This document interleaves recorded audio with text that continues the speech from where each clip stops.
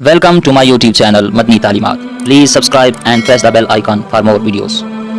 کسی بھی چیز سے فیض لینے کے لیے، فائدہ حاصل کرنے کے لیے کچھ چیزوں کی ضرورت ہوتی ہے. جس طرح آپ اگر سڑک پر بیج ڈال دیں گے تو سڑک پر فصل تو نہیں نہ اگائے گی. ہاں جی، سڑک پر بیج ڈالنے سے فصل نہیں اگے گی، وہاں کبھی فصل نہیں اگے گی.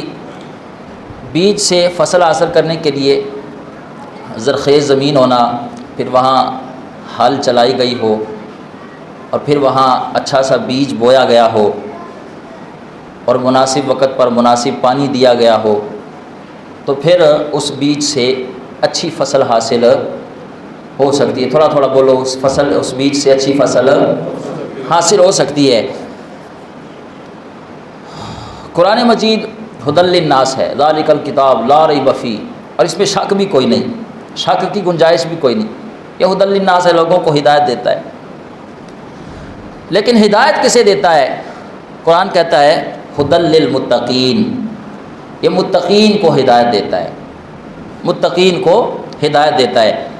تو قرآن پاک نے بار بار تقوی کا ذکر کیا ہے. جب روزہ فرض کیا فرمایا یا ایھا الذین آمنوا کتب علیکم الصیام کما کتب علی الذین من قبلکم لعلکم تتقون. اور روزے تم پر اس لیے فرض کیے گئے تاکہ تمہیں تقوی اور پرہیزگاری نصیب ہو.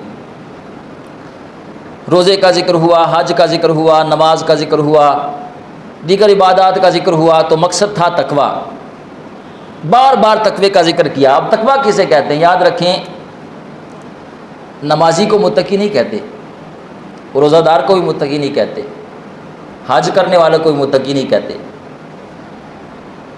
فقط جو بندہ نیکی کرنے والا ہے نا، وہ متقی نہیں ہے. یہ تو نیکیاں ہیں، حج نیکی ہے، روزہ نیکی ہے، زکوٰۃ دینا نیکی ہے، نماز نیکی ہے، یہ نیکیاں. فقط نیکی کرنے والا متقی نہیں ہے، بلکہ گناہ سے بچنے والے کو متقی کہا جاتا ہے. گناہ سے بچنے والے کو متقی کہتے ہیں. اور میں آسان کر دیتا ہوں، نیکی کرنا آسان ہے، گناہ سے بچنا مشکل ہے. میں اور سادہ جملے آپ کے سامنے عرض کرتا ہوں.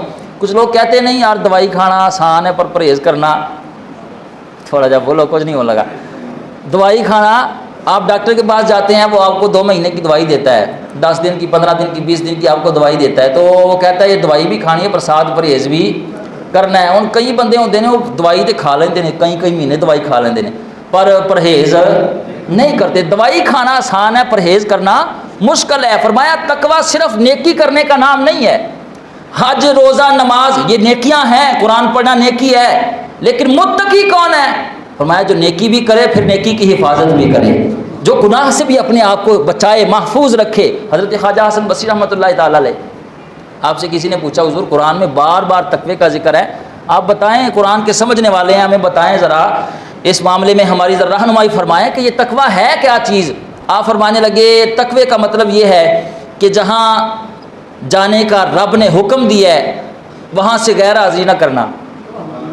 اپنی بات کو سمجھنا ہے. فرمایا جہاں رب نے جانے کا حکم دیا ہے وہاں سے غیر حاضری نہ کرنا، اور جہاں جانے سے رب نے منع کیا ہے وہاں نظر نہ آنا، تو متقی بن جائے گا.